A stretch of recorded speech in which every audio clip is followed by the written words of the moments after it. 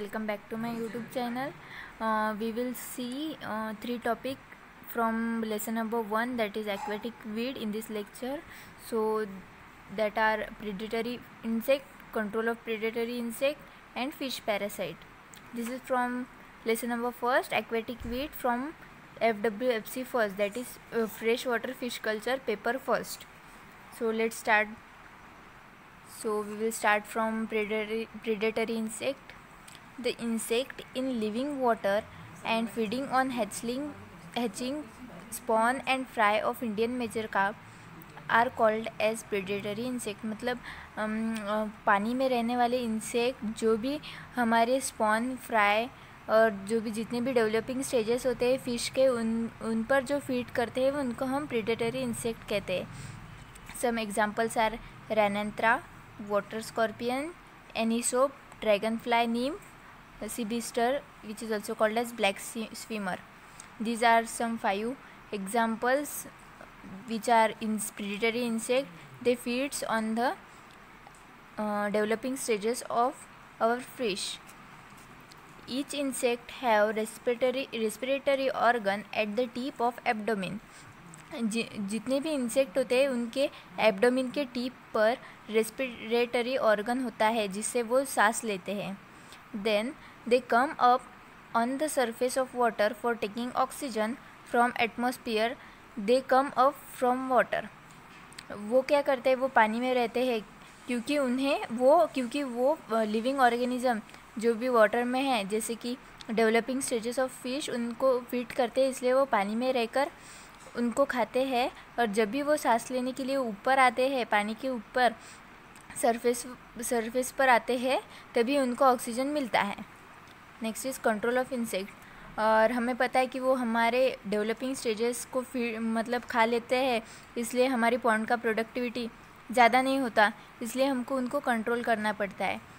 तो कंट्रोल के लिए हमारे पास ऑप्शंस होते हैं, जैसे कि उसमें का फर्स्ट ऑप्शन है नेटिंग. नेटिंग से हम उनको कंट्रोल कर सकते हैं. सो देखेंगे कि कैसे कंट्रोल किया जाता है. Drag nets are use for this purpose. उनको कंट्रोल करने के लिए ड्रैग नेट यूज़ कर सकते हैं हम. ड्रैग नेट्स मतलब ऐसे रेक्टेंगुलर नेट्स जो बहुत उनमें ज़्यादा छेद नहीं होते हैं, बहुत बारीक रहते हैं, उनको हम ड्रैग नेट्स कहते हैं. Next, repeated netting can control predatory insect. ज़्यादातर नेटिंग करने से प्रेडेटरी इंसेक्ट कंट्रोल हो सकते हैं. ये नेटिंग का मतलब होता है हम नेट को पानी में डाल देते हैं जिससे कि इंसेक्ट उसमें आ जाते हैं और हम उसे कंट्रोल कर सकते हैं. Next is during netting pond bottom should not be disturb. और जब भी हम नेटिंग करते हैं तो हमारा पॉन्ड डिस्टर्ब नहीं होना चाहिए, क्योंकि उसमें हमारे फिशेस है. अगर वो डिस्टर्ब हो जाएगा तो वो डेवलप नहीं हो पाएंगे. Next is insect after collecting from netting should be immediately killed, otherwise they में एंटर इनटू नेबरिंग पॉन्ड. अगर हमने नेटिंग की और उसमें वो इंसेक्ट आ गए तो उससे बाहर निकालने के बाद जल्दी से जल्दी हमें उनको किल करना चाहिए, क्योंकि अगर हम उसे किल नहीं करेंगे तो वो उड़कर दूसरे पॉन्ड में जाकर फिर से वो वहाँ पे अपने डेवलपिंग स्टेजेस को खा लेंगे. So next is draining.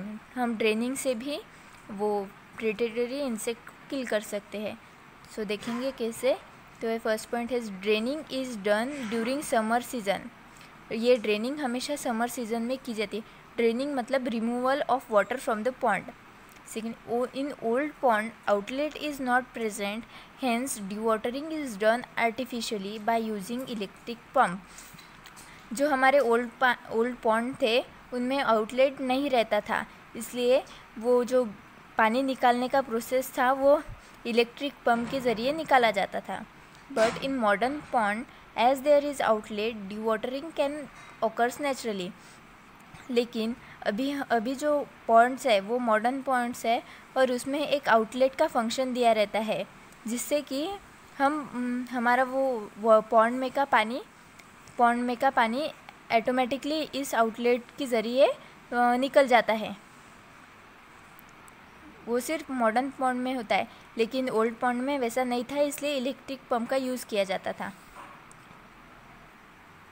Next is dewatering is only possible when the pond not contain any fishes. और ये जो डिवॉटरिंग है मतलब removal of water from the pond, ये हम सिर्फ तभी कर सकते हैं जब पॉन्ड में एक भी फ़िश नहीं हो। अगर हम पॉन्ड में का पानी ही निकाल देंगे तो फिश हमारी मर जाएंगी, इसलिए हमें ये ध्यान रखना पड़ेगा कि पॉन्ड में फ़िश ही नहीं होनी चाहिए जिससे कि हम पानी निकाल सकेंगे। Next third is oil emulsion. हम ऑयल इमल्शन से भी प्रेडेटरी इंसेक्ट को कंट्रोल कर सकते हैं। Any edible oil like coconut, groundnut और mustard oil can be used. हमारे जो खाने के ऑयल रहते हैं हम उसे भी यूज़ कर सकते हैं, जैसे कि कोकोनट ऑयल जो हम बालों में लगाते हैं वो, ग्राउंडनट ऑयल जो हम खाने में यूज़ करते हैं और मस्टर्ड ऑयल ये भी हम खाने में यूज़ करते हैं। ये हम यूज़ कर सकते हैं प्रेडेटरी इंसेक्ट को किल करने के लिए। Second point is in absence of fishes, petroleum product like diesel, kerosene और पेट्रोल कैन बी यूज्ड। अगर हमारे पॉन्ड में फ़िश है तो हम ईडेबल ऑयल का यूज़ करते हैं, और अगर हमारे पॉन्ड में फ़िश नहीं है तभी सिर्फ हम पेट्रोलियम प्रोडक्ट यूज़ कर सकते हैं, जैसे कि डीजल, केरोसिन, पेट्रोल। क्योंकि अगर हमारे पॉन्ड में फिशेस होंगे और हम डीजल, केरोसिन और पेट्रोल का यूज़ करेंगे तो हमारे फिशेस के लिए वो हार्मफुल हो सकता है, इसलिए। और edible oil can be prepared by mixing with washing soda in ratio 1:3 और with Surf solution in ratio 1:1:5 और विथ सोप 1:1। हम ईडेबल ऑयल हम बना भी सकते हैं आर्टिफिशियली, जैसे कि हम मिक्स कर सकते हैं वॉशिंग सोडा के साथ in ratio 1:3।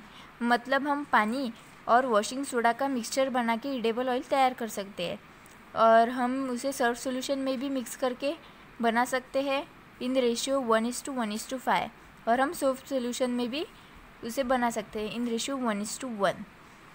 Next is oil emulsion should be done during windless day, because if it is applied on windy day then oil film will be carried towards side of the pond and insect in that particular area only will be controlled।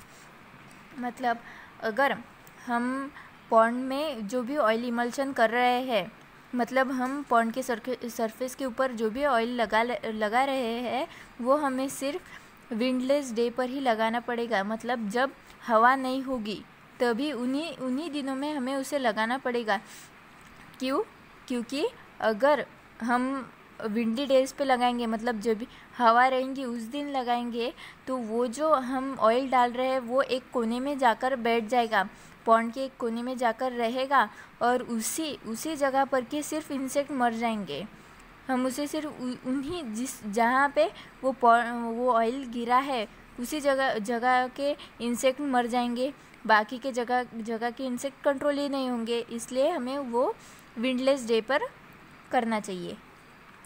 Next is as insect come up on the surface of water for respiration, its respiratory tube get choke up and insect leads to death due to suffocation.